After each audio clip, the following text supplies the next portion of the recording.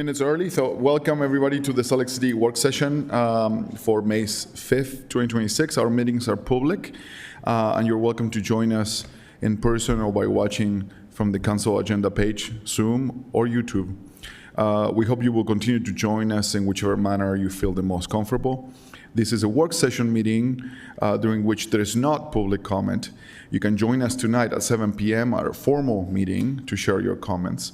Of course, we welcome feedback anytime by mail at P.O. Box 145476, Salt Lake City, Utah 84114. You can also email us at council.comments@slc.gov. You can also call our 24-hour phone line, 801-535-7654. Comments we receive on agenda topics are shared with the council members and posted in our website at slc.gov/council. Our first agenda item is an ordinance for lost and mislaid property at airport text amendments.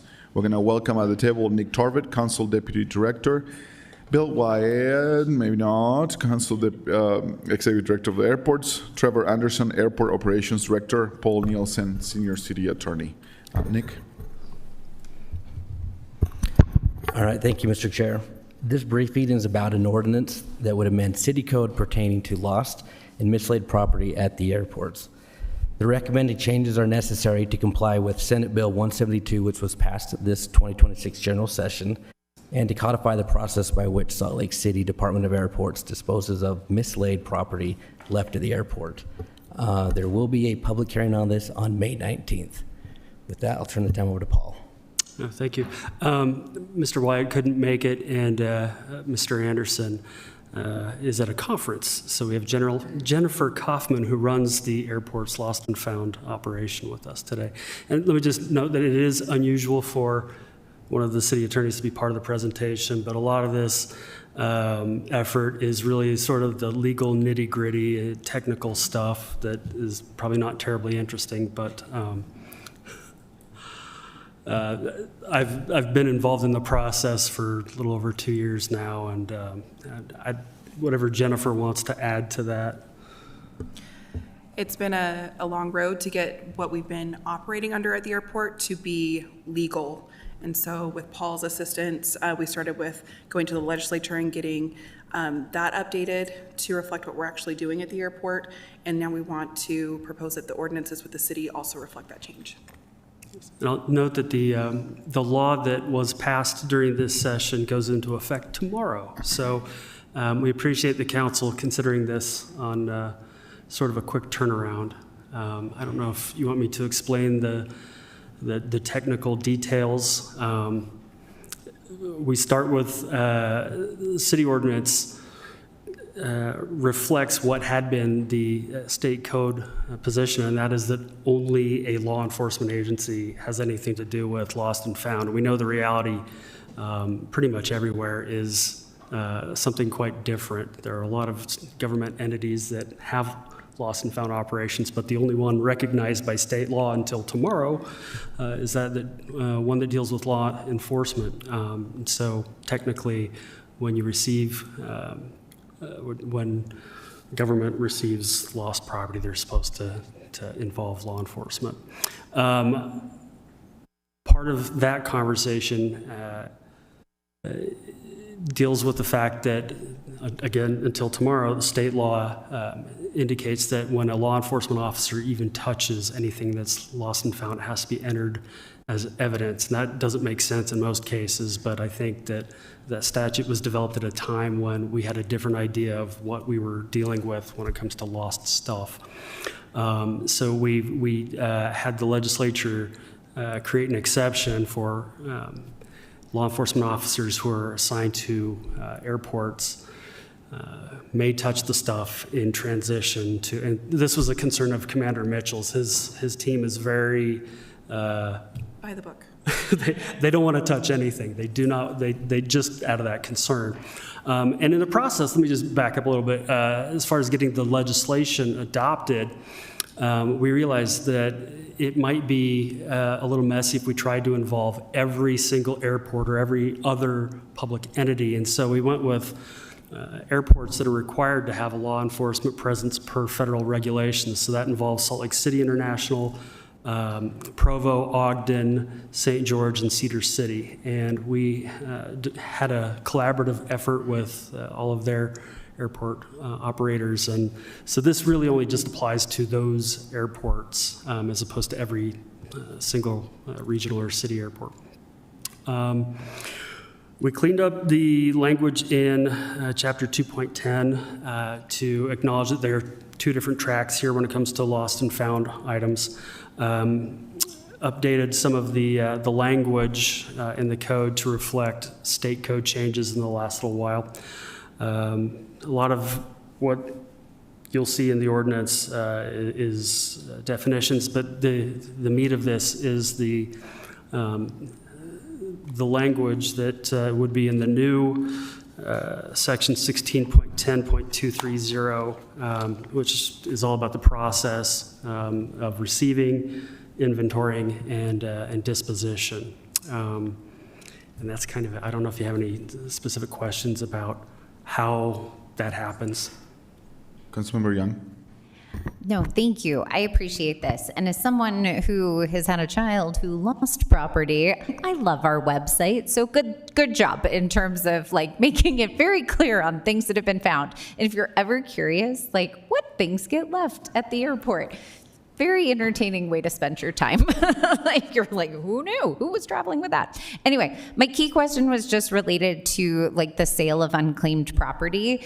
I appreciate, funneling it back into a system to be thoughtful about not allocating additional taxpayer dollars where we might have, the ability to cover. My question is that the standard practice of most airports?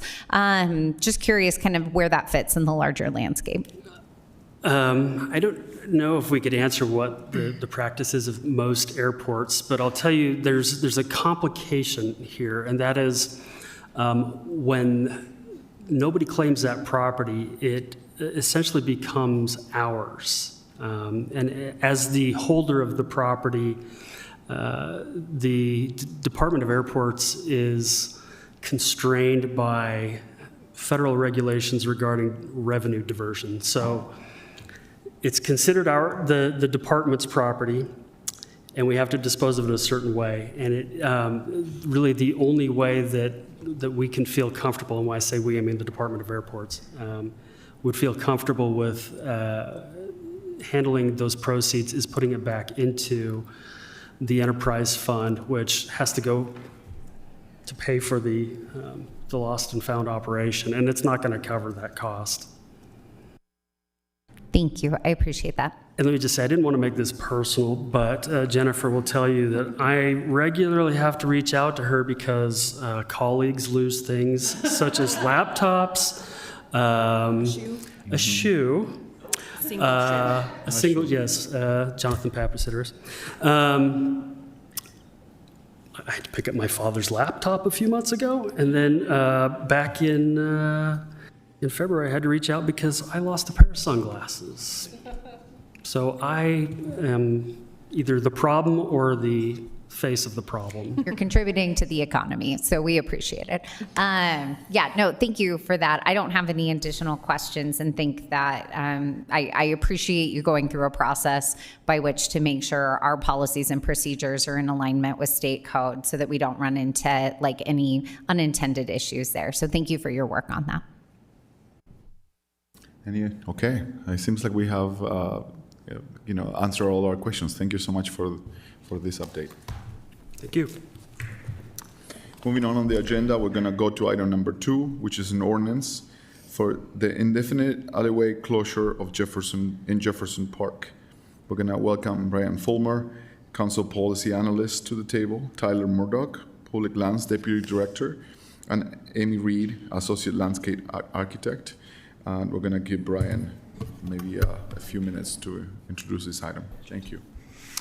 Thank you, Mr. Chair. This is a proposal from the Department of Public Lands to indefinitely close but retain ownership of 2 alleys that the city owns within Jefferson Park, which is located in District 5. The intent is to consolidate parcels within the park for improvements funded by the Reimagine Nature General Obligation Bond. And with that, I'll turn it over to Tyler and Amy. Thanks, Brian. Good afternoon, Council. A quick intro before I let Amy kind of run through this. This is a bit unique for public lands to bring these. However, it is becoming a lot more common. I just want to preface that. Many of the parks in Salt Lake City were created long before many of our zoning ordinances exist. And so a lot of our parks, the majority of our parks still today, are made up of many different parcels and alleyways and streets. And so how we're managing that is when we do updates or master capital improvements, we then go through the rezoning process to vacate any alleyways and then to consolidate the parcels. This is a requirement for us to get our building permits to move these forward. So this is becoming more of a frequent thing, and I just wanted to preface that you'll probably continue to see us as we continue to invest in capital improvements in our parks. So with that, I'll turn it to Amy for a quick summary of this one. Thank you. Hello, Council. And again, here we are to talk about Jefferson Park. Go to next slide. Site context, Jefferson Park is located in D5, and it is a detention basin managed by public utilities and a park managed by public lands. Next slide.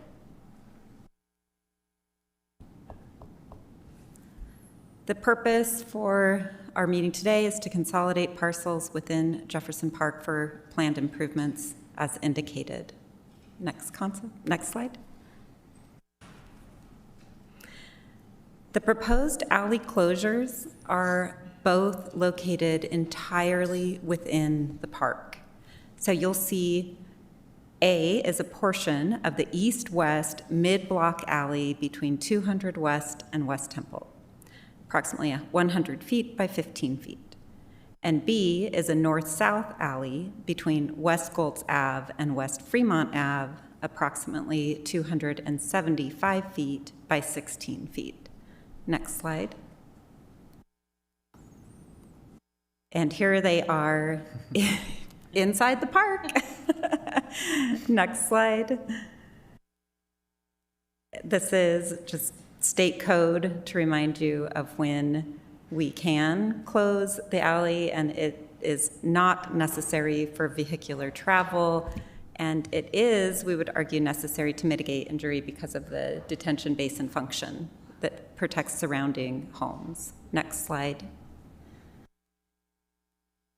The public process that we have followed is noted here, and this is a step in the process.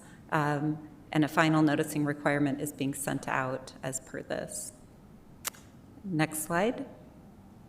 That's it. Please close the alley so we can do the park improvements. Council members? Okay, we just did that in Madsen Park not too long Exactly. ago. And my question, I guess, for the administration is, can you bring them all together to us? We can get it over with. I had a feeling that was going to come up, Councilmember, and so we actually have created a full list that identifies every park in the city that requires lot consolidation and vacation. It's a long list, and right now the capacity does not exist within the planning team, with our team, to really take those all on, so we do them on an individual basis. We're working towards that with some team changes, and hopefully can maybe bring more than one next time. Yeah. So. Certainly, we're not managing your time. You know the work that you guys do, and it's a lot. So thank you for bringing this one. Yeah. Thank you for the update. Yeah. Thank you, Council. Okay. So, council members, we're going to take a break. We are moving ahead a little faster, and so We need staff from Metro Water and Public Utilities to arrive. They're on their way, but not here yet. So come back 3.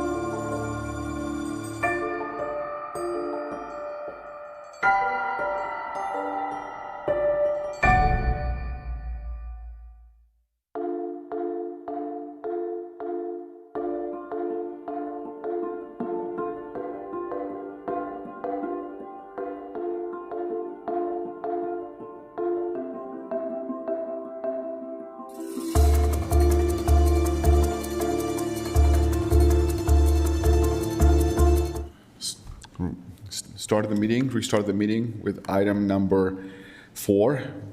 This is the fiscal year 2026-2027 budget for the Metropolitan Water District. We're going to welcome at the table Austin Kimmel, Council Policy Analyst, Annalee Muncy, Metro Water General Manager, and Tom Godfrey, Board Chair for Metro Water. Austin. Thanks, council members. The Metropolitan Water District of Salt Lake and Sandy is here to present its tentative budget for the 2026-2027 fiscal year. The council's role in Metro Water's budget is somewhat unique. The council reviews the budget and shares responsibility with Sandy City Council to approve and set the tax rate, but it does not formally adopt the budget. That responsibility rests with Metro Water's Board of Trustees. Metro Water's primary function is to store, treat, and convey water supplies to Salt Lake City and Sandy. It is one of the taxing entities that appears as a line on property taxes for property owners. And this year's total budget is nearly $123.7 million, which is about a $12 million increase from last year. The increase is driven primarily by costs from other agencies, price increases from utility providers such as gas and power, and increased capital projects budget. Metro Water proposes a 6% increase to the rate charged to member cities for water sales and a 6% increase to water rates for non-member entities. Lastly, Metro Water does not propose a property tax increase, and the projected certified tax rate is proposed at 0.00035. And with that, I will turn it over to Annalee.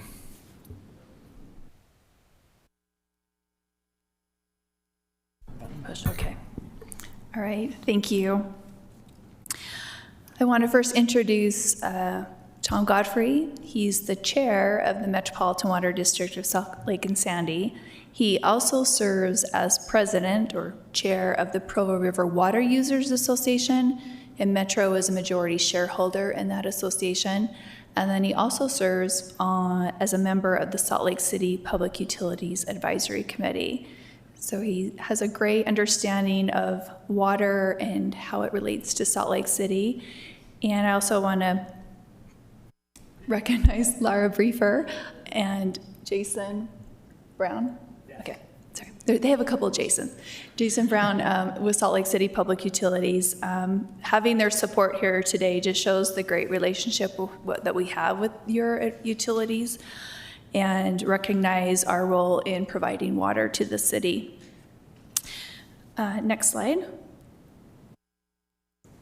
So for this presentation, I'll just provide a quick overview of Metro Water, and our purpose here today is to present our fiscal year 27 tentative budget to you, and then I'll just summarize our sources and uses of funds, and I'll be happy to address any questions during the presentation or of course at the end as well.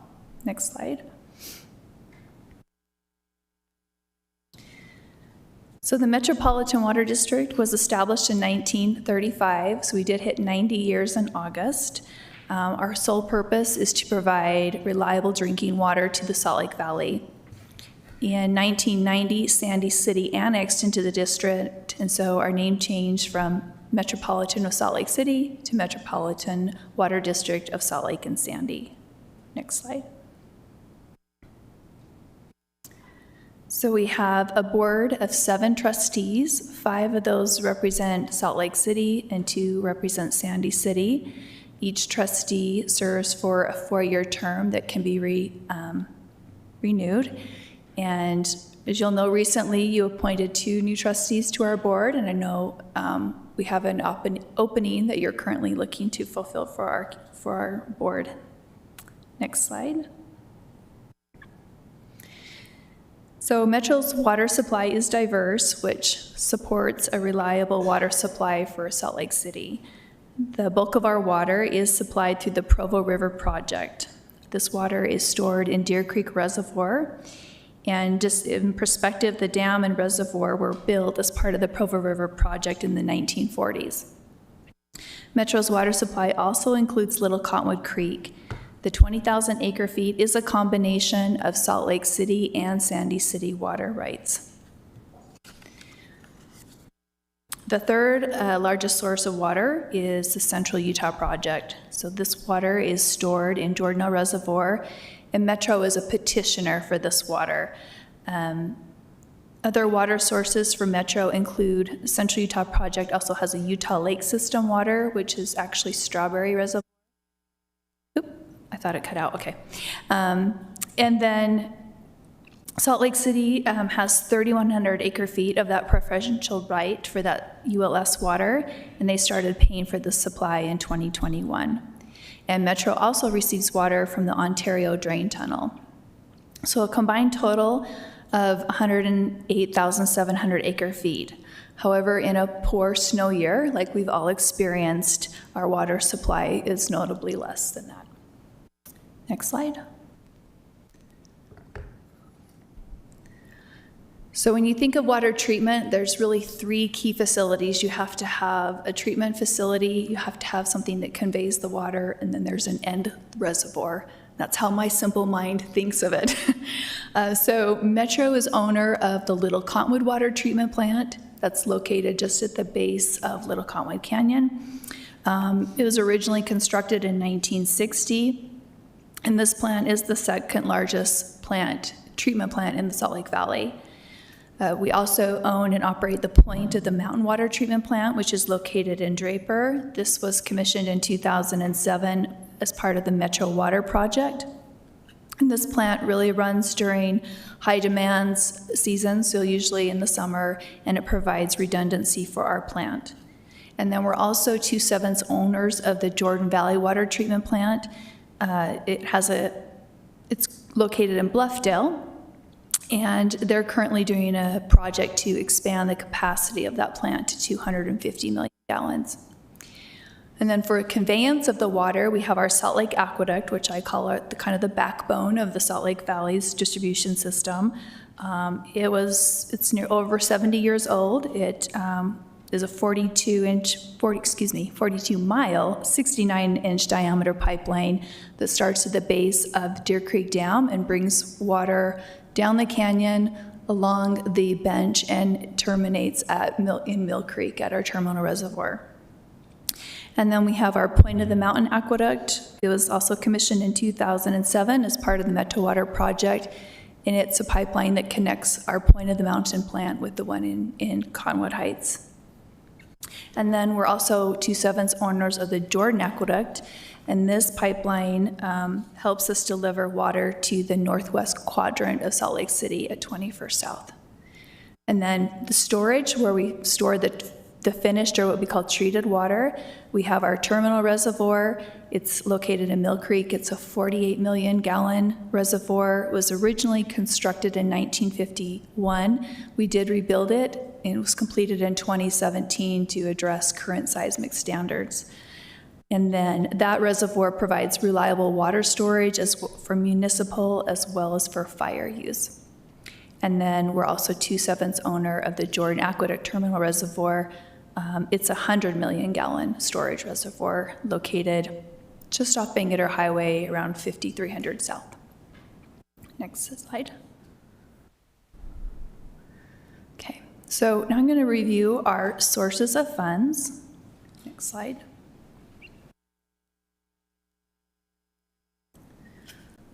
So this is kind of a little clip from our budget, but we, for the 2027 budget, we're looking at water sales, about 23% of our revenue. Our property tax is nearly 21%. We have capital assessments that relate to capacity improvement projects, such as the Metro Water Project. That's about 10%. We have miscellaneous revenue. Part of that in this year's budget includes Salt Lake City's portion that they're reimbursing us for the Cottonwoods Connection project. And then this year we have bond revenues that we're planning to issue as part of 3 big capital projects that I'll be highlighting here in a minute. Next slide. So as Austin noted, we are proposing a 6% increase to our water rates. We are having our public hearing on the 15th, and these are rates that we forecast to Salt Lake City and Sandy City in advance, usually 2 to 3 years in advance, so they can plan on them. So for Salt Lake City, that increase is noted here. It's a little over $1 million increase to their budget for Metro. Next slide. Also, as he noted, we are not proposing an increase to the certified tax rate in this year. You'll recall in fiscal year 25, we did reestablish it to 00035. we've been maintaining that rate, although the rate does erode. I think currently Salt Lake City is 000327. I just want to communicate, though, looking at the following year, in fiscal year 28, we are proposing an increase. At least our budget rate, or our planning shows an increase to the certified tax rate in order to fund these capital projects that address aging infrastructure to repair and replace them. Next slide. So we had, in our current budget, we were anticipating some bonding for the Cottonwoods Connection project. However, it's really hard to know when things are going to finish on time. And so due to a delay in just the construction, we aren't planning on issuing any bonds this year. So we are anticipating it for next year. That will be to complete the Cottonwoods Connection project. Also a project called the Little Cottonwood Conduit Replacement and Intake Modifications Project, which is a pipeline that brings water from Little Cottonwood Creek into the plant. And then also for design of the Little Cottonwood Water Treatment Plant. Next slide. Okay, then we'll go how we are using these funds on the next slides. Next, please. So our total budgeted expenditures are $115.2 million. The operation and maintenance budget totals here $48.5 million, and that includes our routine operations and maintenance, such as our salary and wages, any interest expenses for our bonds, our costs to the Provo River Water Users Association, employee benefits, contract services, utilities, and chemicals. Other large ones are like general insurance and non-routine O&M. This graph here does exclude Salt Lake City's portion that they're reimbursing for the Cottonwoods Connection project. Next slide. This is our fiscal year 27 tentative capital improvements project budget. It includes nearly $46 million for these routine non-capacity projects. The significant portion is for completion of the Cottonwoods Connection pipeline, which is a pipeline that goes from Fort Union to our plant off of Danish Road. These costs also really represent replacement and repair of key water infrastructure. The capital improvement projects also includes costs from other agencies that total almost $7.6 million. Next slide. So Metro Water, like many agencies, and Salt Lake City included, we have water infrastructure that has reached its design life. We're obviously maintaining it, but a hazard mitigation study identified the Salt Lake Aqueduct, the raw water Little Cottonwood Conduit, and the Little Cottonwood Water Treatment Plant as facilities that should be repaired, replaced, or rebuilt. All of these projects will provide seismic resiliency, thus ensuring the reliable delivery of clean drinking water to the residents of this valley. You can see Salt Lake Aqueduct placed in service in 1950, the Little Cottonwood 1931, and then the Little Cottonwood Water Treatment Plant in 1960, which were great for that time, but just with current concrete and seismic standards, they would not perform well in the event of an earthquake or other natural hazard. Next slide. So as Austin mentioned, our budget does include costs from other agencies. So as being a petitioner in the Central Utah project, we are charged an O&M as well as a capital cost from Central Utah. So the total amount that we pay to them is about $5.7 million annually for that 20,000 acre feet of M&I and then 3,100 acre feet of Utah Lake System water. We also have those costs with Jordan Valley Water Conservancy District, as we're a 2/7 owner. Their O&M costs have decreased a little bit, but then their capital projects have increased by $3.8 million. Again, they're also addressing their seismic resiliency of their water treatment plant.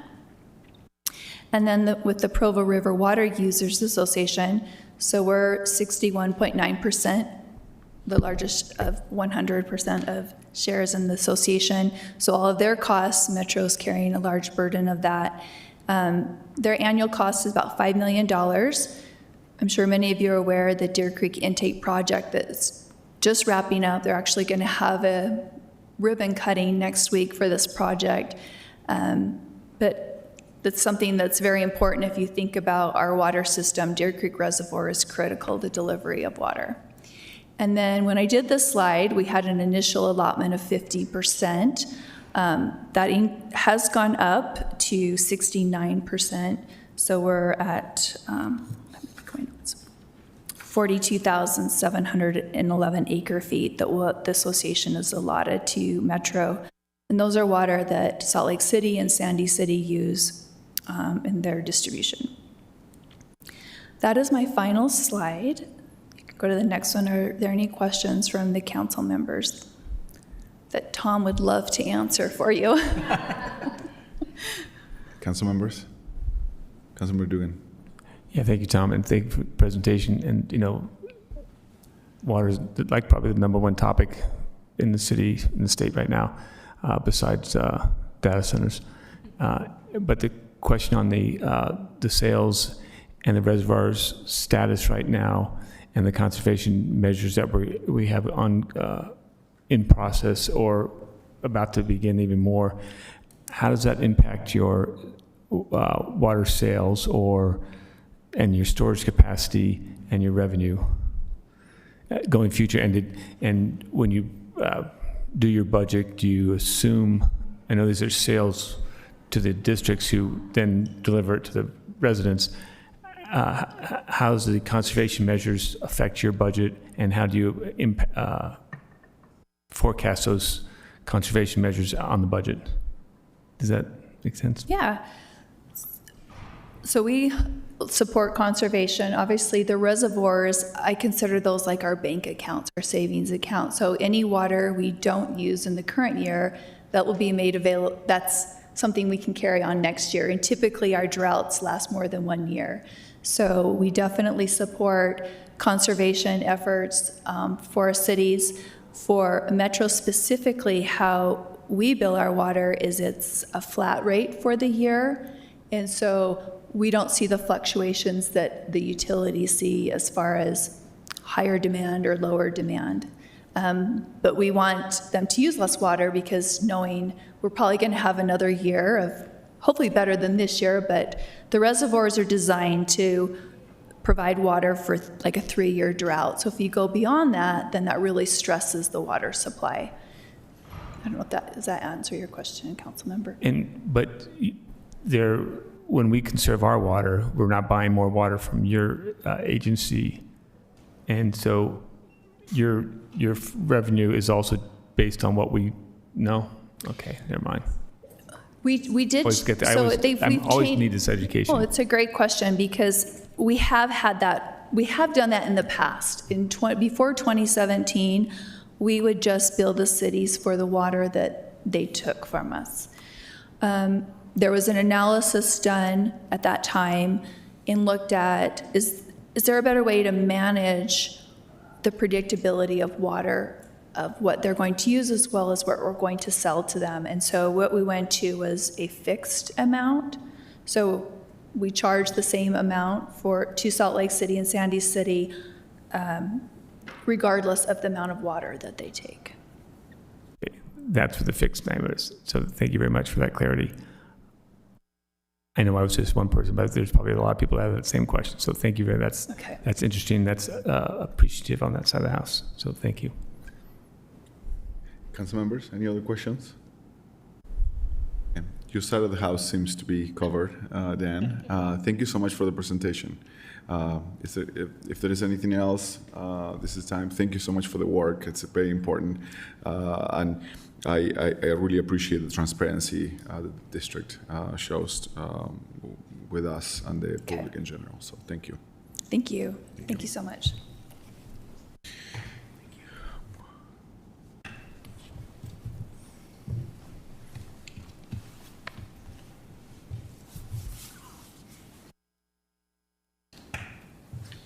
I would like to move on to item number 5, which is fiscal year 2026-2027 for the proposed budget for the Department of Public Utilities.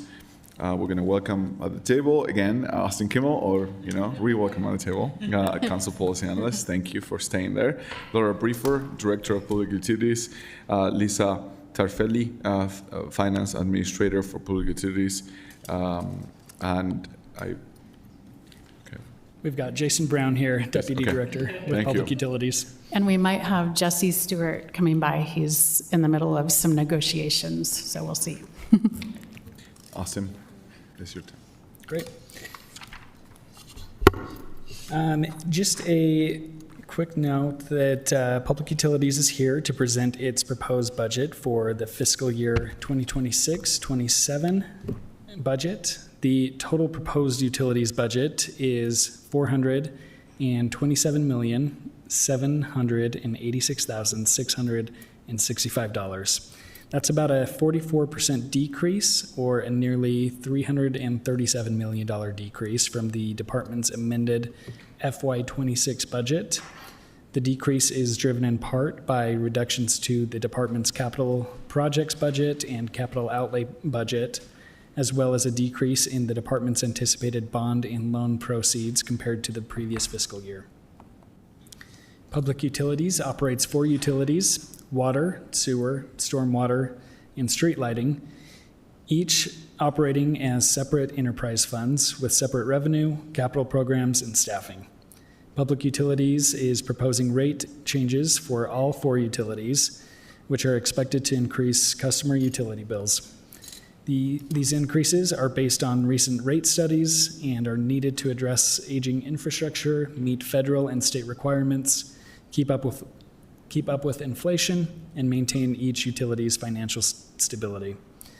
Public Utilities will cover the proposed rate changes in today's briefing. Customer rate impacts of each utility are summarized on page 6 of the council staff report. And this year's budget includes an adjustment to the sewer rates for multifamily properties, which are intended to address some of the large increases some of those customers experienced last fiscal year. And lastly, a quick note that Public Utilities revised its proposed street lighting rate adjustments, which differ from the rates summarized in the report. An email detailing the revised street lighting rates was sent to you on Friday, May 1st, and it has also been added to your packets as an attachment. Policy questions for this discussion can be found on page 2 of the council staff report. And with that, I will turn it over to Laura. Great, thank you so much. And I also wanted to recognize what a great partnership Metro and Anna Lee, and also for Tom, who's serving on our advisory committee.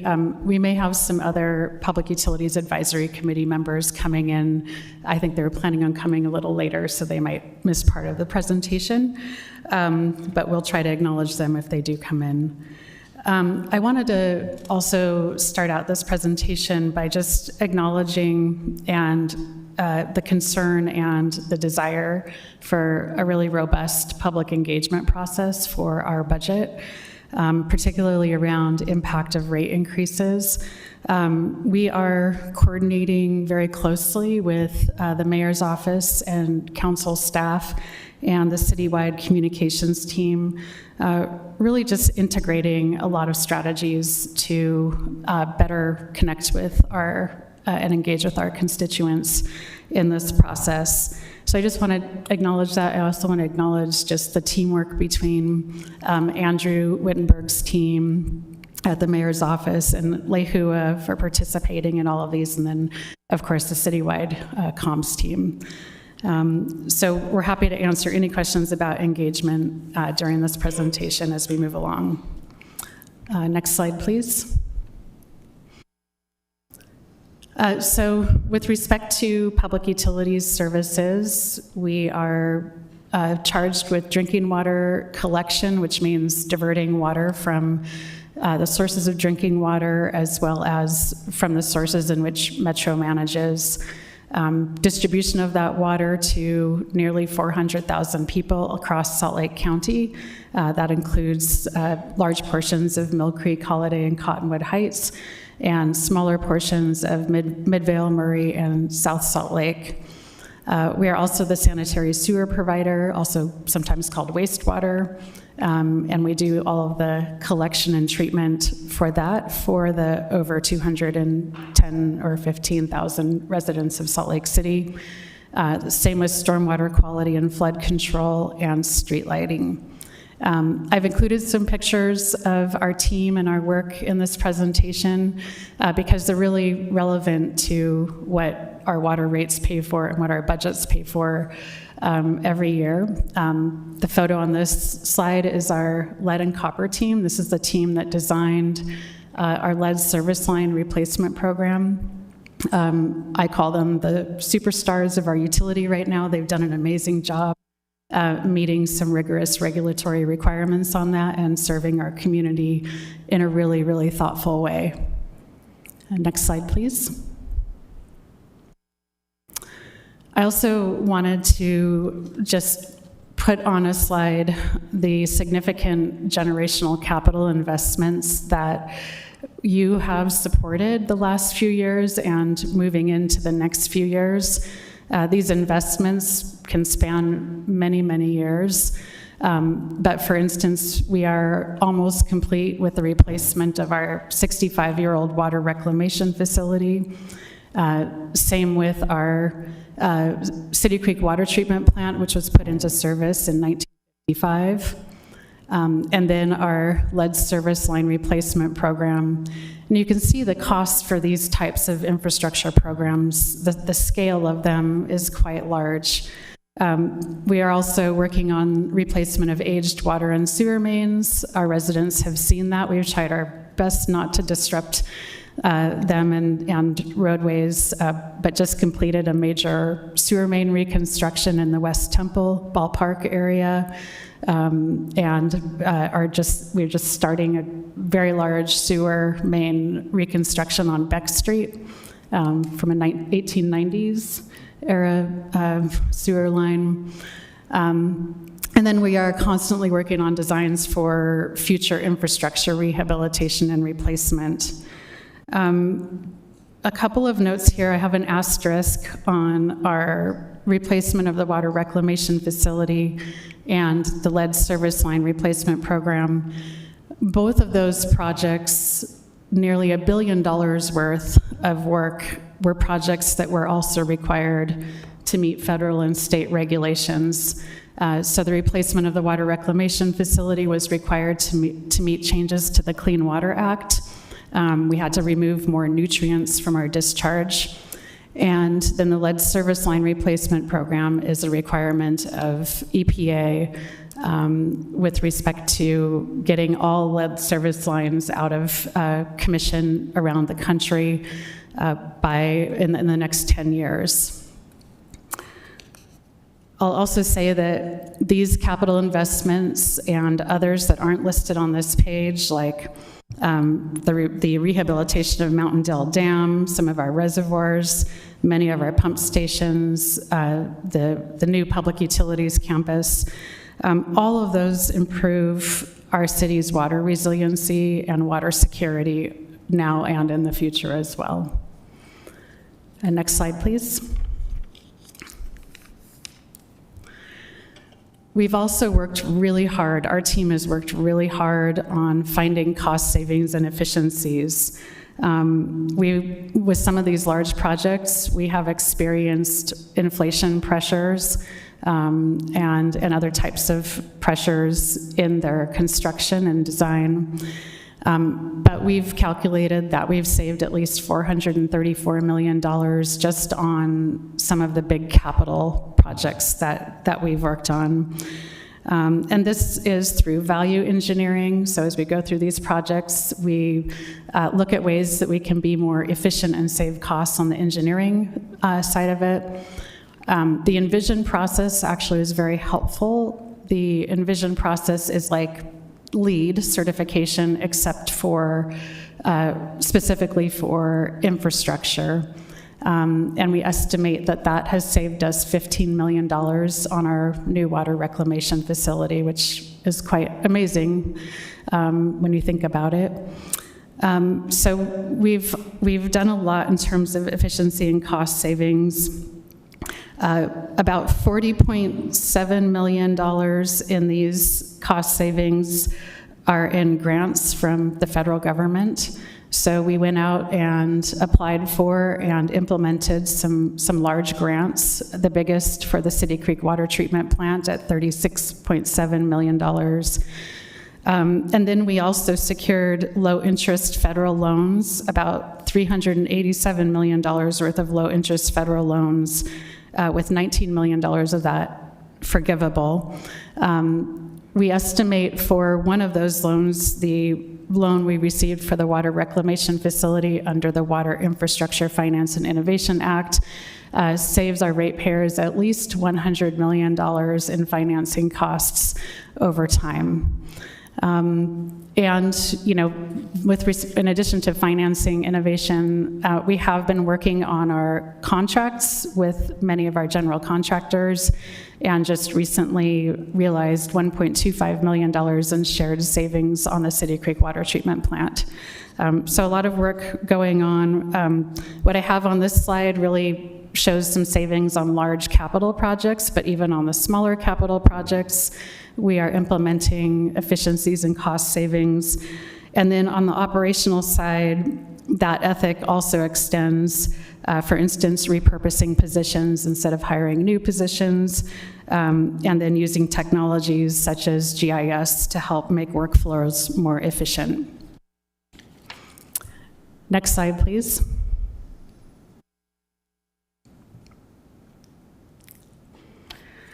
So before we dive into our budget, I want to talk a little bit about our rate drivers and for the budget and rates. And we mentioned a couple of them. Federal and state regulatory requirements definitely drive our budgets and our rates, and to a large degree, in our case, with over $1 billion worth of projects that had a federal nexus, a regulatory nexus to them. Aging infrastructure is sort of embedded in some of those, and also out into the future. And then debt service costs are something that really drives our rates this budget, and we'll talk a little bit more about that. And then, of course, inflation, and then drought and water scarcity can affect what our rates look like as well. So for us, balancing all of these priorities is really important. We want to continue to provide this high level of service, comply with all of our regulations, but we also want to make sure our rates are affordable. I want to just say that we're not alone in our sector in facing these types of pressures and in facing the need to balance a lot of these priorities. According to the recently published Value of Water campaign, which was a national water campaign, in Utah alone, there's $41 billion needed over the next 20 years to bring water and wastewater infrastructure to a state of good repair. Nationally, that number is $3.4 trillion over the next 20 years. Most communities have a very large delta between what they can afford in terms of bringing that infrastructure to a state of good repair and what's needed. And so we're really working very hard to make sure we're prioritizing what we need while still balancing basic water affordability. So to sum that up, there's a need to replace aged infrastructure. There's more of a need to replace aged infrastructure than to replace it.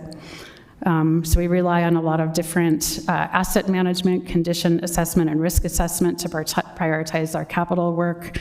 And we also work hard to stretch the life of our aging infrastructure and find ways to make that aging infrastructure more efficient to rehabilitate, such as recently rehabilitating old sewer lines in a new way. Our debt service to pay bonds and loans that we mentioned for some of these large projects is increasing this year, and is set to increase. One of the changes this year over the last few years is that we now need to meet a debt service coverage of 2 times our operational income in order to ensure that we maintain our good bond ratings.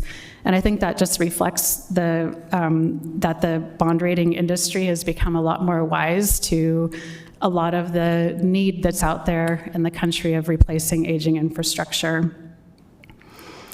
Our rates also need to increase so that we can plan for future regulatory and infrastructure needs. So for example, groundwater contamination at one of our most important drinking water resources, we've found low levels of PFAS, forever chemicals, which will take quite an investment to clean from that well. We also, with respect to this year's drought and just the long-term mega drought, we've also taken into consideration anticipated reductions in water use this year in our operational income. Next slide, please. So as Austin mentioned, we have a 44% decrease in our proposed budget this year as compared to our amended budget last year. So that's almost $428 million this year. We are not proposing any increases in staff for this year. Our budget reduction reflects a nearly $350 million decrease in capital costs, partly because our 2 largest treatment facilities, the water reclamation facility and our City Creek water treatment plant, are winding down this year and are scheduled to be completed by the end of this calendar year in 2026, which is very exciting for us. We started construction on the water reclamation facility in 2019. Many of you have been out to that project and understand the very large scale of that project. And then the City Creek water treatment plant, we're actually a little bit ahead of schedule on that one, which is a good, that's the silver lining to the winter we had, actually, because we were able to be out and being in construction more than we thought. So next slide, please. So summary of our utility funds budgets, we've broken down for fiscal year 2027 between each of the 4 utilities and between operations, capital, and debt service. So one thing I want to highlight on this chart is just that our debt service this year is a little over $63 million. That's an increase from last year, and our projections moving forward is that will increase as different bonds start maturing at different times. Yeah, I think we can go to the next slide, and if there's more questions about that breakdown, we can talk about that. But we also want to talk about our projected revenue and sources for fiscal year 2027. And the couple of things that I wanted to highlight here. First, we've kept our impact fees very static. We have not really signaled in our budget that we will be increasing our impact fees, so they're very conservative. We did just complete an impact fee facility plan and an impact fee study, which would support increases in impact fees, but that will be coming through a separate process than our budget later this year. And Lisa, is there anything else you wanted to mention about revenues? Okay, all right. Next slide, please. And then expenditures for fiscal year 2027. There are a few things I wanted to highlight here.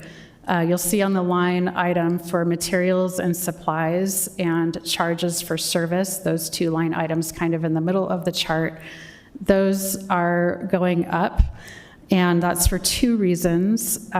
For charges for services and materials and supplies, we anticipate increased costs as we transition from operating the existing water reclamation facility to moving to operating the new water reclamation facility. So there's going to be a point in time where we're staffed.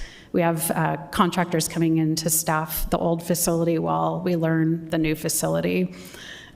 So that's one thing. And then the other is our operations and maintenance team has added more to their materials and supplies budget in order to be more proactive around asset management.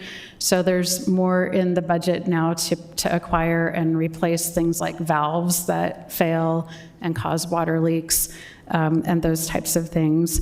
And that's also in keeping with the fact that rather than doing a lot of replacement right now, we need to step up stretching the life of some of our infrastructure until we have the resources to replace some of it as we prioritize different infrastructure.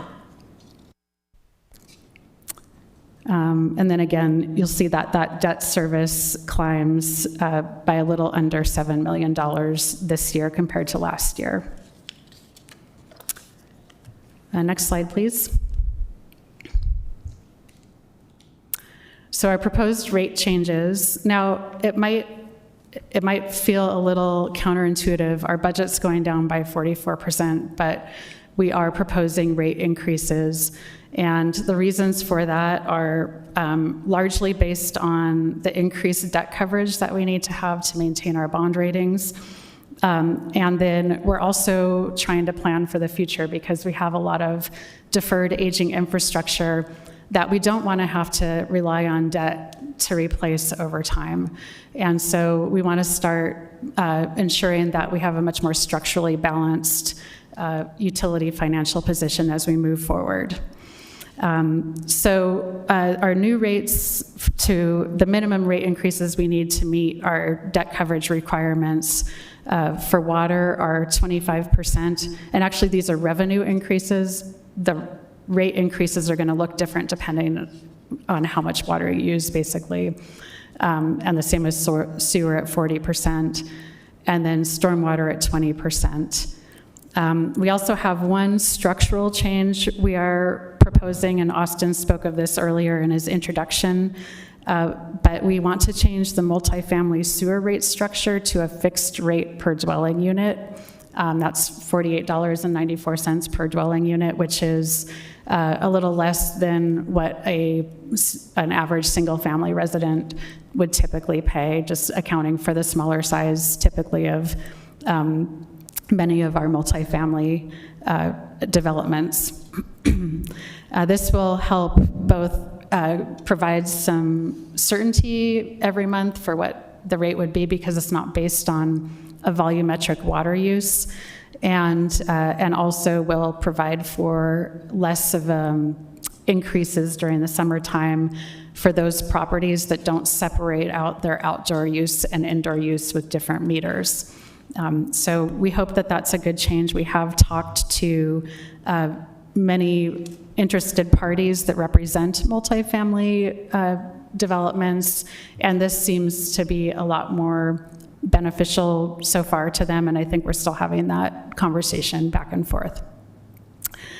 For the street lighting utility, we're recommending a 50% revenue increase or rate increase, and that's largely due to the fact that we're impacted a lot with wire theft and vandalism to these facilities.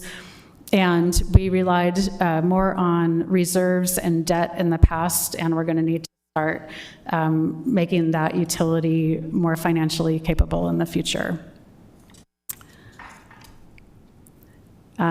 These are photos of our watershed and hydrology teams out in the field, picking invasive weeds in the mountains and also monitoring our stream flows. Next slide, please. So we have some examples. There may be nobody in the world who completely fits these different profiles that we have in terms of what monthly water and sewer rate increases will look like. But we chose these examples based on a lot of averages. So for a residential minimum water use and sewer use, which would largely be like an average to lower than average water user in a single family home, The combined monthly change would be about $21.63. For residential low use, which is just a little bit above our average water use indoors, that would be around $25.37 in combined water and sewer fees. Medium use represents both indoor and outdoor use, and that's a $41.08 increase on this example. And then high use is quite a lot of outdoor watering for most of our single-family residential customers, and that's about $88 per month for this example. We do have a rate calculator that will be live on our website. That'll make it easier for people to look back on the water that they use and their bills and be able to see what their new rates would be, and maybe even encourage some additional conservation as we look forward. Next slide, please. And then we have our monthly stormwater charges. These reflect a 20% increase to stormwater, and that really goes toward, some additional infrastructure work that we need for flood control and operational work that we regulatory requirements. Sorry, I don't know what happened there. And so we've calculated those for single family and duplex homes for either less than a quarter acre or more than a quarter acre, triplex and fourplex homes, and commercial and all other parcels. These charges are not based on any kind of volumetric charge. It's based on the size of a parcel, or what we call an equivalent residential unit, or ERU. Next slide, please.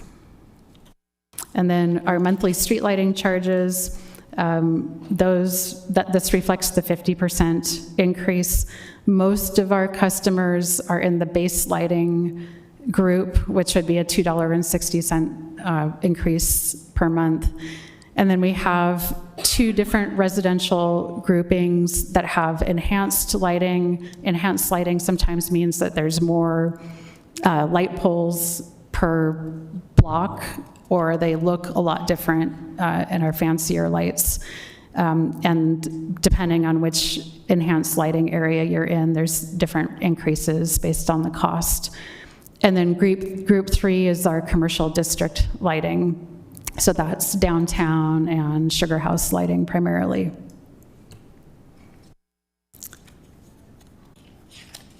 And I think the only other thing I wanted to add, I think the next slide is my last slide, yes, we're done. The only other thing I wanted to add is, the rates that we see on our water and sewer bills, those go directly towards a lot of really important and critical infrastructure and operations to meet our regulatory obligations.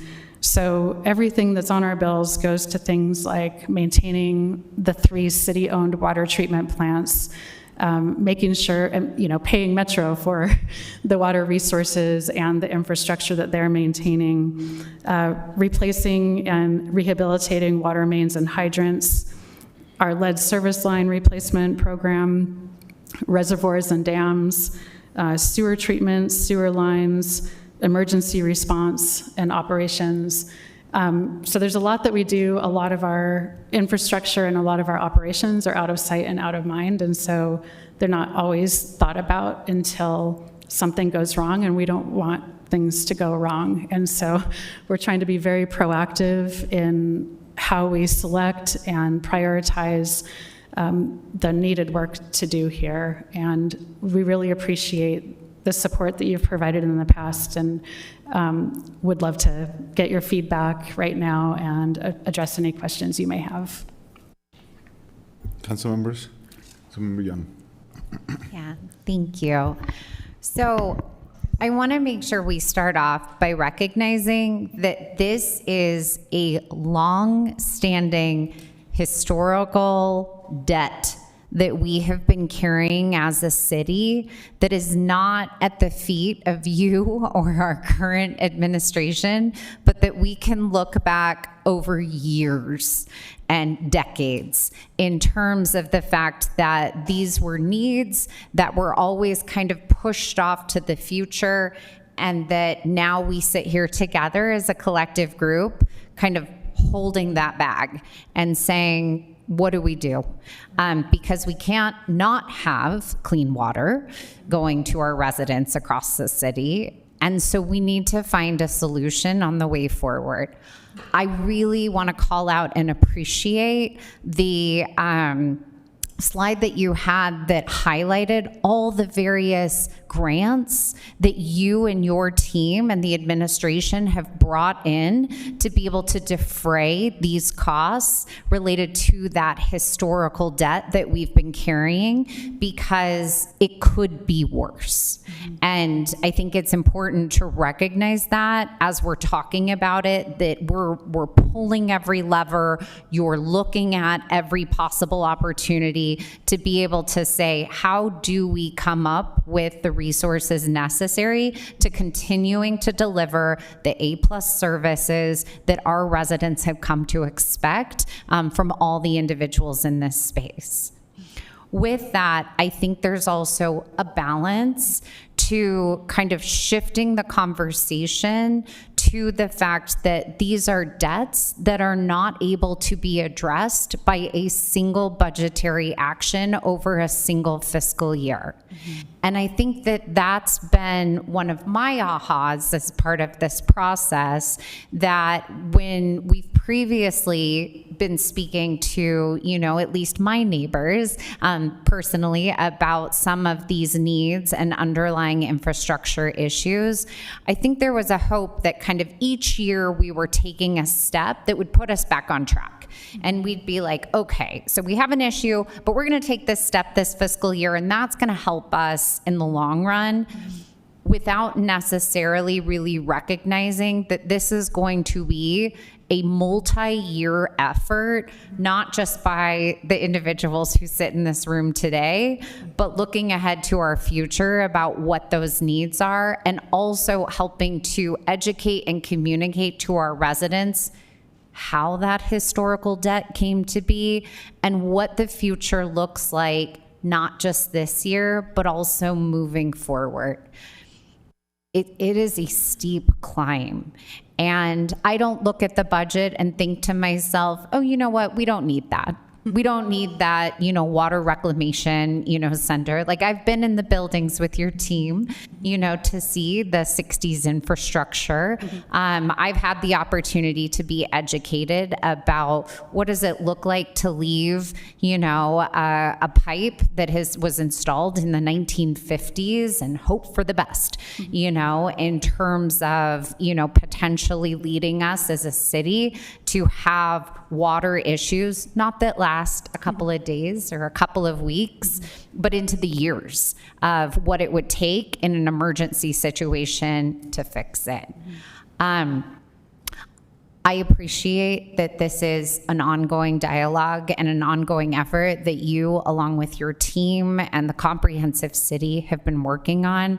I want to reflect that I'm invested in being able to figure out what that long-term solution looks like, and appreciate the lens of how are we communicating this comprehensively to our city so that they don't expect that this rate increase is the final rate increase when we know we have a longer-term situation that we need to address.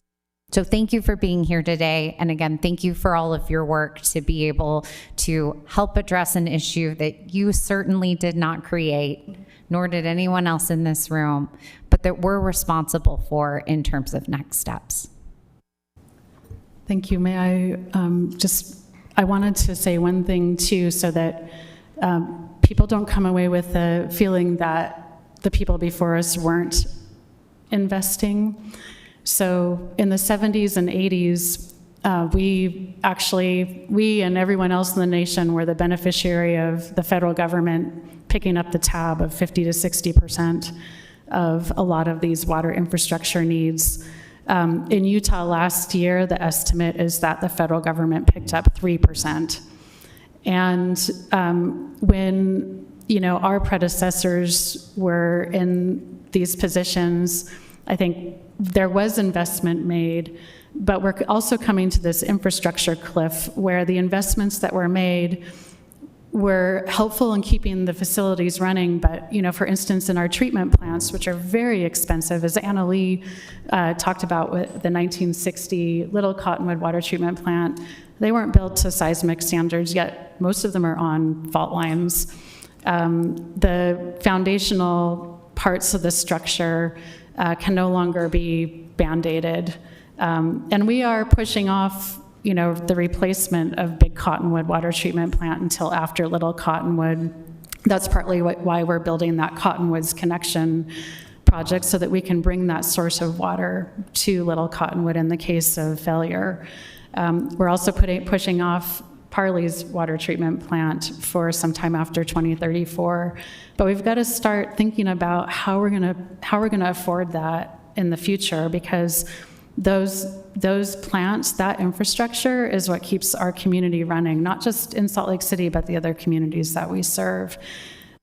So unfortunately, we're not in a position where the federal government is, we were lucky to get some grants, but those are very few and far between, and that was under the IIJA, and bipartisan infrastructure law process. We're not seeing those types of investments right now, and we may not, we can't guarantee that. But every local government and community is now tasked with making sure that they can meet the needs that they have with the little resources they have with respect to rates and revenue sources. So I really appreciate those observations. Councilmember Wharton. Thank you. Agree with everything that Councilmember Young said in terms of thanks and that recognizing this isn't something that one budget or even a couple budgets can alleviate. But I think where I hear from residents and their frustration is, you read about maybe other communities that haven't raised their water rates in this long, and I don't think anybody, no one that I've spoken to is advocating for that either, because I think that also comes with its own costs. But if we could how would you explain that it's even possible to do that in some communities where in our system it's really not? Yeah. So with respect to keeping rates lower in some communities and... Yeah, or just saying, we have it priding themselves on how they haven't raised rates in, however many years. Every community is very different in the way when and how it developed, first of all. So in Salt Lake City, we are, if not the oldest water system west of the Mississippi, we're one of the oldest. We're celebrating 150 years, and I think parts of our water system may have been developed before that. And so some communities have newer infrastructure. Many communities don't have all parts of the system that Salt Lake City has, where we're diverting the water, treating the water, and then distributing it to our customers. And on the wastewater side, the collection system and the treatment system. They may get contract water, say from Jordan Valley Water Conservancy District, which is then delivered to those cities, and they're just dealing with the distribution pipes. There are also many communities are supported by water districts and sewer districts, in which a portion of the revenue that's generated is from property tax. So the rates might look lower because they're not reflecting what's being paid in those property taxes. So it's very hard to compare. We do try to compare with other similarly situated cities, and in our budget book, towards the end in one of the appendices, we do compare with places like Denver and Phoenix and Flagstaff and others, and we're all around the same range, so we're not really that far from each other with some of those more comparably sized cities. And we do also compare with sewer, with other cities on sewer. But again, it's a hard comparison because many other cities rely on districts to provide their treatment and that property tax. Okay. Can you talk a little bit about the, I mean, obviously being on the council 9 years, I've supported the other increases. Can you talk about like the costs? So I feel that we're making the right decision when we've done those things. What is the alternative? Let's say that you have residents that are saying, you know, vote for the alternative. What does that look like?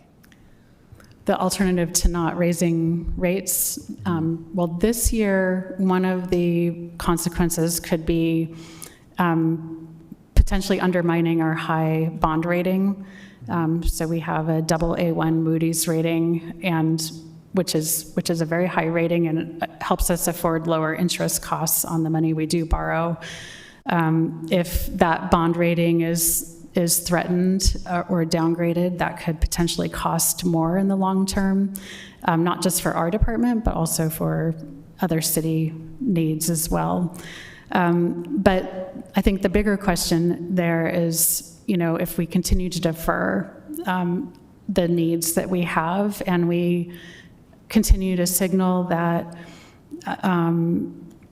we don't need to plan for those future needs, I think that sets us up for reducing our resiliency and reducing our water security in the long term. And it sets us up for potential unreliability in what I think, you know, water and wastewater, kind of the underpinnings of not only our public health and our environmental health, but our economy. And we want to make sure that we're ahead of it. We're not there yet. As we continue to plan for sound financial health, as well as making sure that we're addressing what we need to address. We're not addressing everything that we need, that we've identified, but we're addressing the key critical points. You know, then I think there's confidence in the system. There are examples across the nation of, and they're albeit quite extreme that we've heard, but some examples where the communities were not able to make those investments for a lot of different reasons, and that has resulted in some very difficult conditions in those communities. I'm not saying we're anywhere near that, but we want to make sure that we continue to be proactive. Okay, I also hear I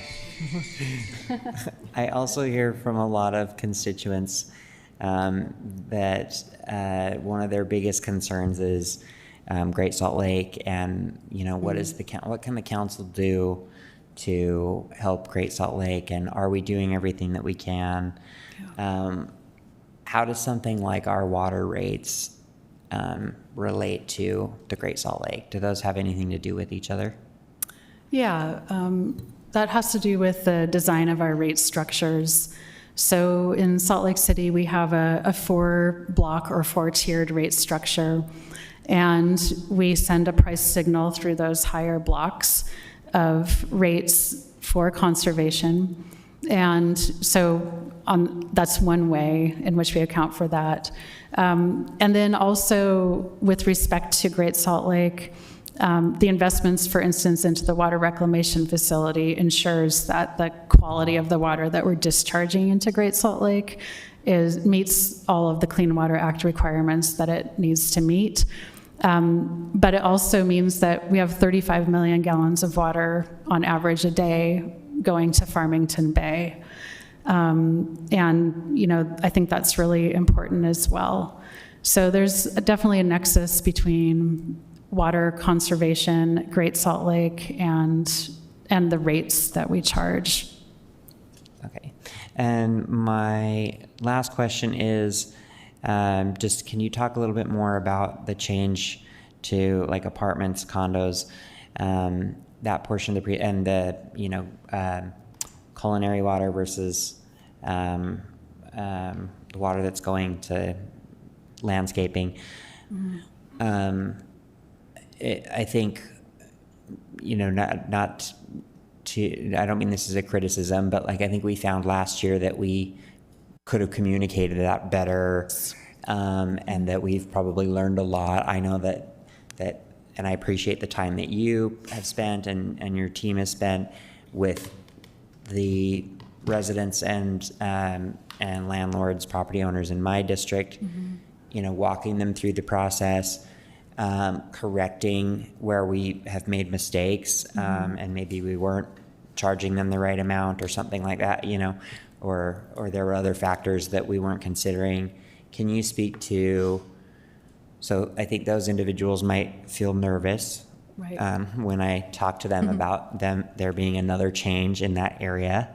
Yeah. Can you speak to that issue, and how would you speak to some of those constituents that you and I have met with that were really upset last year, and might be nervous this year?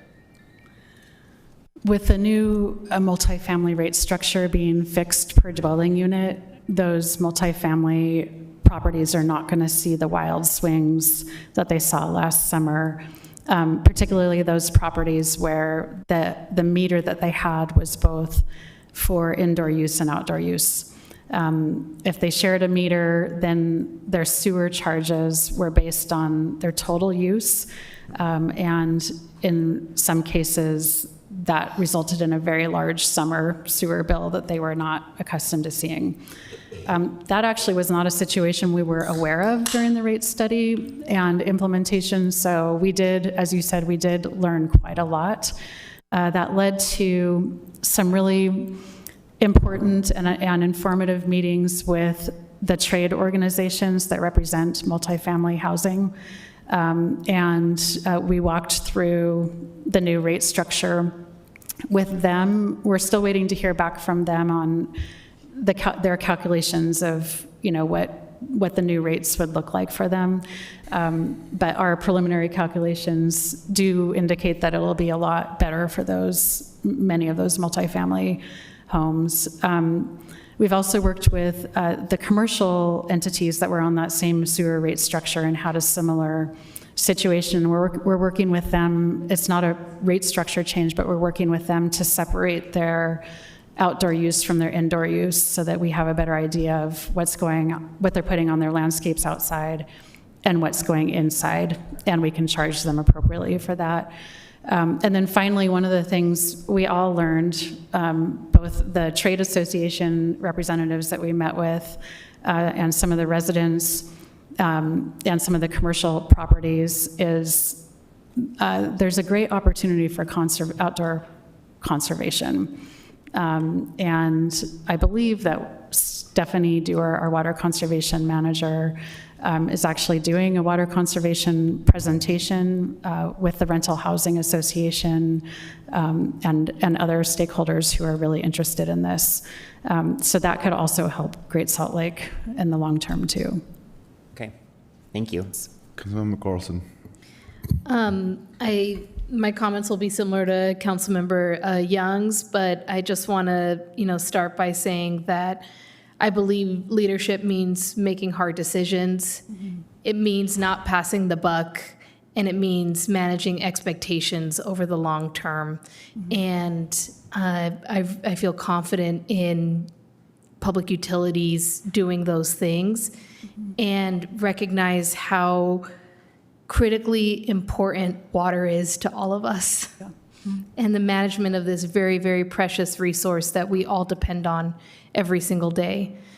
I appreciate the thoughtfulness with which you're approaching these decisions and these proposals, and the comment that you shared in regards to the declining federal investment in water infrastructure.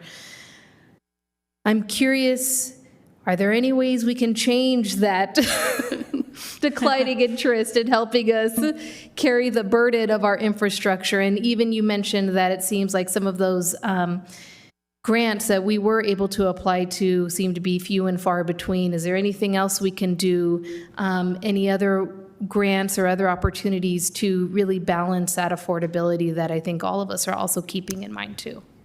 Yeah, I mean, I think this is a real generational question because those initial investments in the 70s and 80s, you know, we're now moving forward another 1 or 2 generations from then, and our infrastructure is doing the same. And we also, especially in the West, have a lot of water challenges, scarcity, drought, the Colorado River challenges. So I think there's a great opportunity for a renewed partnership with federal investments or federal agencies. So sometimes we talk about unfunded mandates. For instance, I showed this slide where lead service line replacement regulations is $100 to $150 million over the course of the next 10 years. That's a huge amount of investment, and it's an important investment, but it's from a regulation that came with really no funding. Although we did secure a low interest loan for that, that's not always available. So there's a lot of work happening on the national level with my sector, with the water and wastewater sector, around trying to work with federal agencies to see what kinds of policy shifts could happen on that level, if it's even possible. There may be other ways. This year, Lisa and the team, our executive team, will be sitting down doing a long-range strategic plan around financial health and resiliency, as well as what needs to be done. And we'll be coming up with some good ideas there too, I hope. Councilmember Petro. Thank you.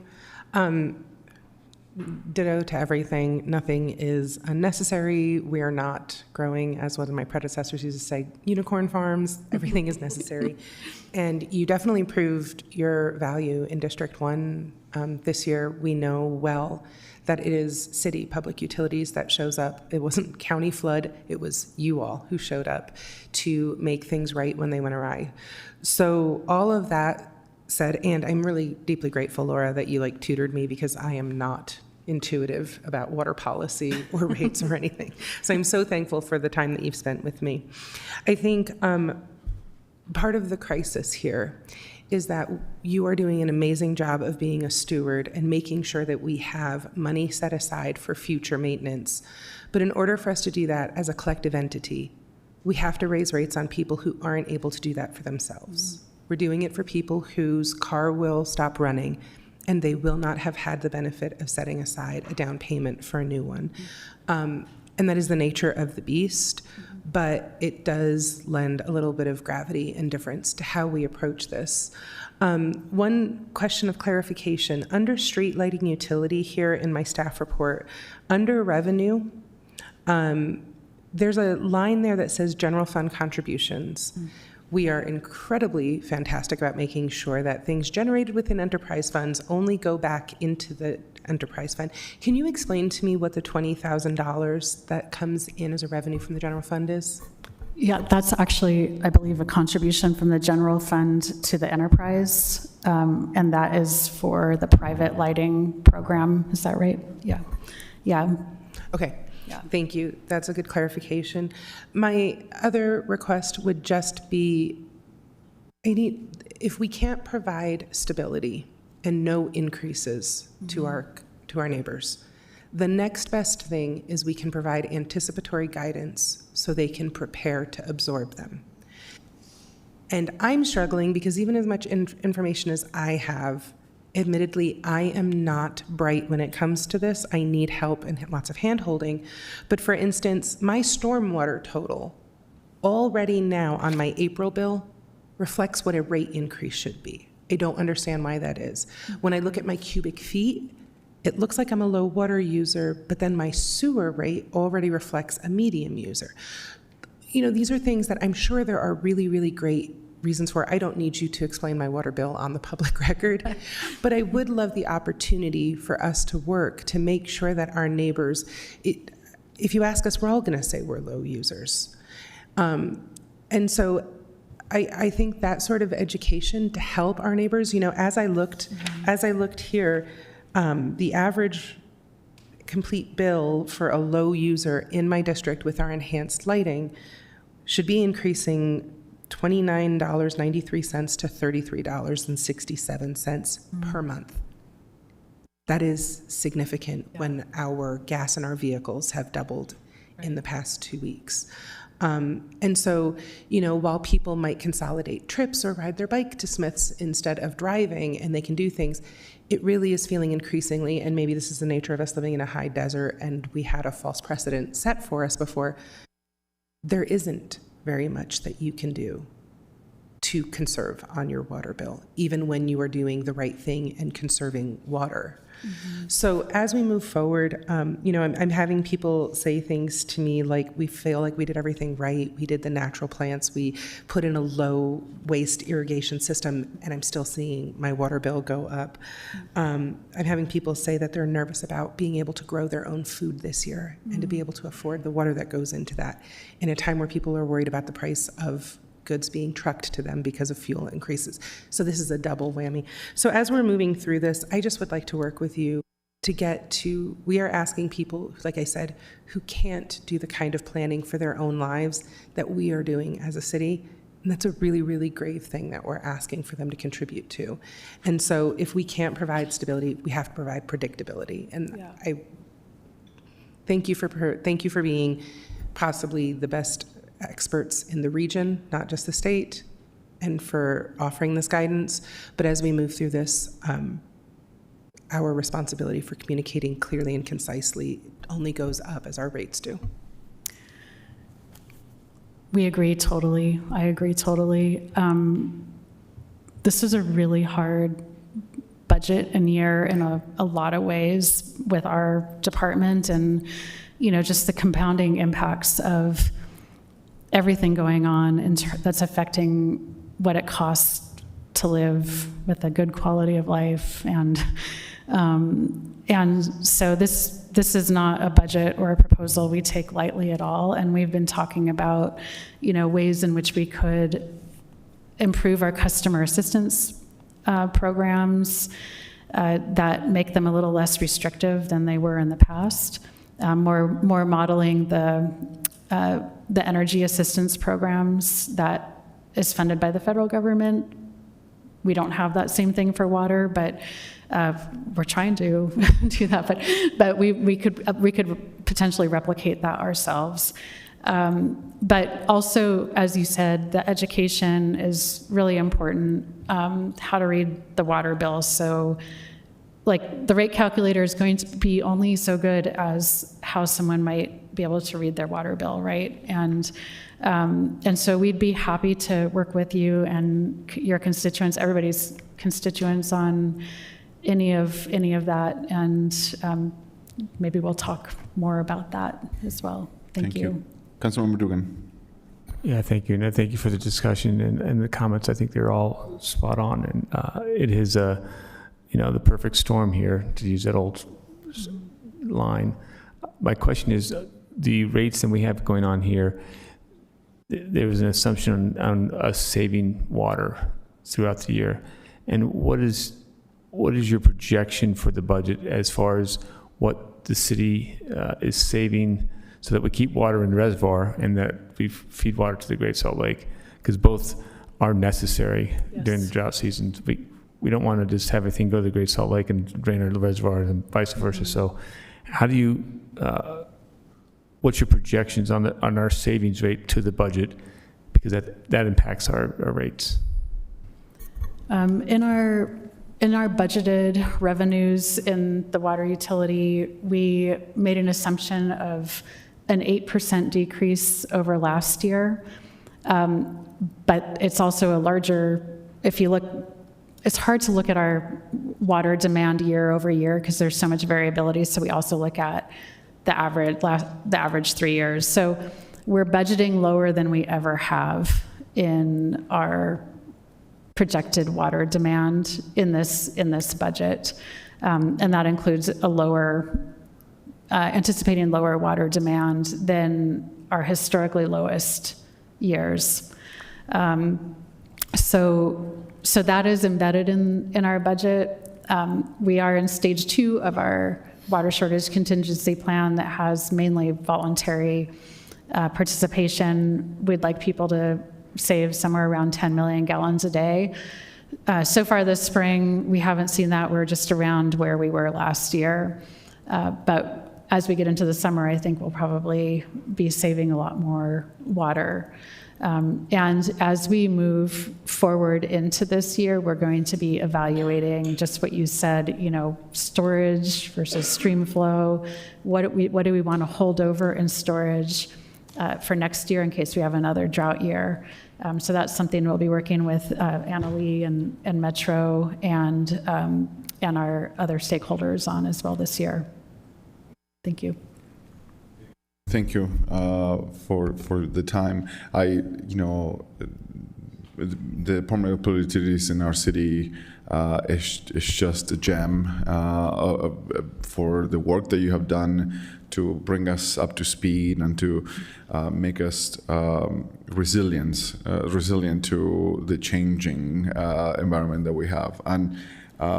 It is actually something to celebrate that we have $1 billion of infrastructure in motion right now, and that we are making it in time, that we're making it some of those ahead of time, and that we are building a system that is going to outlast many of us here, which is how we're supposed to be making those decisions. So it's huge. I'm very proud of the work that you do. I'm always proud of our Public Utilities Department and how you see the problem and you tackle it. I certainly have opinions about water usage and about how multifamily units use water, and I wish we could do more to curb the use of water. And some of those feel like many of them are not realizing how much waste on water that is happening within our city. But I would like to focus a little bit on a question that I don't think that we probably have the time to chat about, but I would love to have the opportunity to chat a little more through our couple weeks ahead through the budget discussions, and it relates to street lighting. And I'm still, hyper focused on the issue of equity related to street lighting, and past decisions this council or a different iteration of this council made to absorb some debts that I felt like it bring back the question of equity, representing the West Side and the service that we would receive from public lighting, and I would love to hash out some of those numbers and try to get to a maybe potentially a better outcome. And I believe that we're doing a great job right now as a whole in the city. I just want to bring the service levels maybe closer to what other neighborhoods are seeing. So that's my hope. I don't know if there's anything. Yeah, we would like to do that too. And our street lighting master plan that we updated now 6 years ago really changed what that lighting looks like. So instead of base lighting, it anticipates more pedestrian level lighting or a greater density of lighting in different areas. Part of the reason why we're looking at our street lighting rates this year so closely and why we have this increase is so that we can start to be able to implement that street lighting plan so that we can bring greater equity to different parts of our community. So we completely agree with that. Yeah, and I think that's a value proposition that I would love to make to my neighbors. If I'm going to say, you're going to have to pay more, but this is what you're getting. And I would love to explain to my neighbors why this is important. But I hope that we have more time in future weeks. If I appreciate you and your work that the administration does to bring transparency to this budget. So anything else, council members? Okay, thank you so much for the time. Thank you. Council members, we have a few board appointments, and I believe they're both online and available for us. Both appointments are for the Housing Authority of Salt Lake City. We have an item number 6, Deborah Chiquito will join us online. Are you there, Deborah? Yes. Can you hear me? Yes, we can hear you. Can you tell us briefly why do you want to join this board? Yes, my career, I'm a social worker by career, and I worked 20 years in the Utah State Prison, retired 3 years ago. And one of the main things, I worked with the women in a treatment program for substance use, and we would have them in a residential program. They'd do well, but they'd get out. They wouldn't have safe housing. They wouldn't have stable housing. They wouldn't have, any transitional supports, and they'd be right back in prison. So I really have an interest in seeing kind of that transitional support, reentry stuff for especially women, for people coming out of the correctional system, as well as homelessness and everything that goes with it. And I really like what the Housing Board of Salt Lake City is doing, and what the mayor is doing as well, as far as the funding and the housing and the multifaceted. It's not just well, good luck. It needs to be sustainable. It needs to be multifaceted. There's mental health, trauma-informed stuff, training, ongoing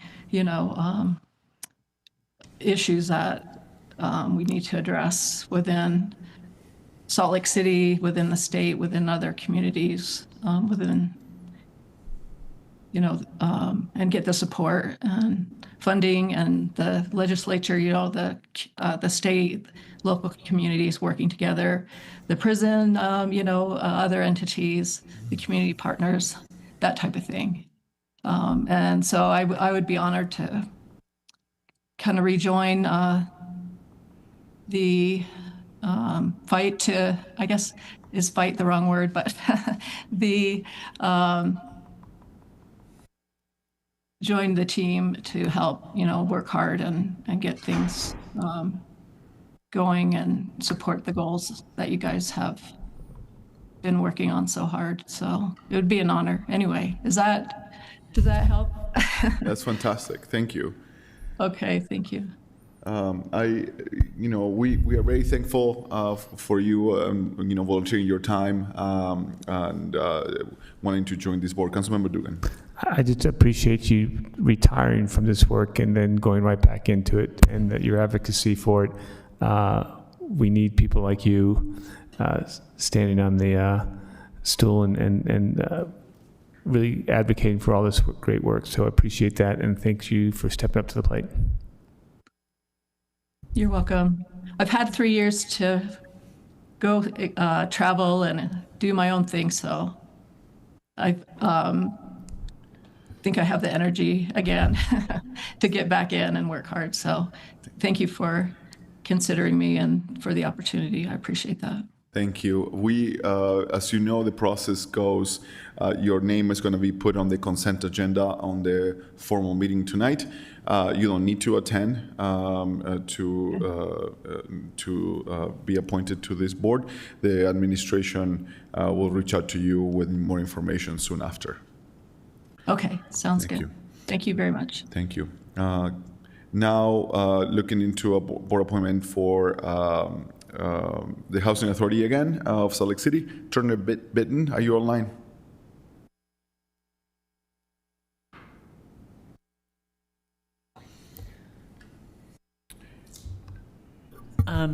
Can someone reach out to Turner and see if he will be joining shortly? Because I think it will inform whether or not we reschedule this board appointment. I think we'll have a sort of longer closed session. We could go to report of the chair and announcements to just maybe buy a few minutes. Yes, let's do that. Okay. Report of the chair and vice chair. Yes, moving on to, there is no report from ours. Now, the standing items, report and announcements from the executive director, Jen. Yep, and this one, we just wanted to make sure that you guys know that agenda packets will shift to Fridays during the budget, just to give our staff a little extra time to get that information together, and thanks in advance to the administration for all of the questions we're about to send. Meetings are also going to adjust starting at 1 p.m. Unless otherwise noted, we will adjust if we can avoid starting at 1, but we're kind of just holding that space while we can. We're also starting Thursday meetings, maybe a little bit earlier than some of you who've been around for a while are used to. So our first Thursday meeting will actually be next week, Thursday the 14th. We will be in touch with you guys about the timing of those Thursday meetings. It's possible that they'll be shorter, and so hopefully wrapped up either, you know, if they have to start after 5 in order for everyone to get here, hopefully they won't go too late, or if we need to be done by 5, we'll just kind of be in touch about that. The goal there is to get as much information kind of into the council's minds so that as you figure through what budgets you're comfortable with, both with and without a property tax increase, you have kind of as much information as possible as early as possible. Just confirming all of these will have a virtual option. All of these will have a virtual option. Yes, absolutely. And so then this is the list of dates. So feel free to read through them and let staff know if you have any questions. The CRA budget will be discussed on Tuesday, May 19th. So that's why we're having a CRA meeting on that night. We've kind of reaffirmed with CRA that if the council or board has more questions, we can add, you know, brief CRA meetings as needed after that. Alrighty, that's it. I don't know if Turner is here yet. Thank you. We're going to be embarking on the budget. We're excited to ask some questions and to receive some answers and to get to the bottom of it. Let's see if Turner Bitten is online. No? Okay. We can reschedule his interview for another day, and just we'll have to remember to pull it from the consent agenda. So. Yes, we need to pull it from today's consent agenda, but we can add it to a different agenda in the future. Okay, so that brings us to the potential closed meeting. Council members.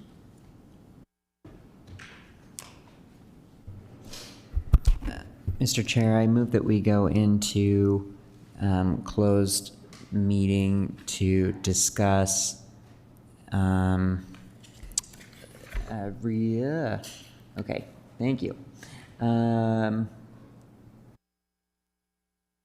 Character, professional competence, or physical or mental health of an individual, and attorney-client matters. And then can we add labor negotiations Yes, as well? and an update on, yes, labor negotiations. Second.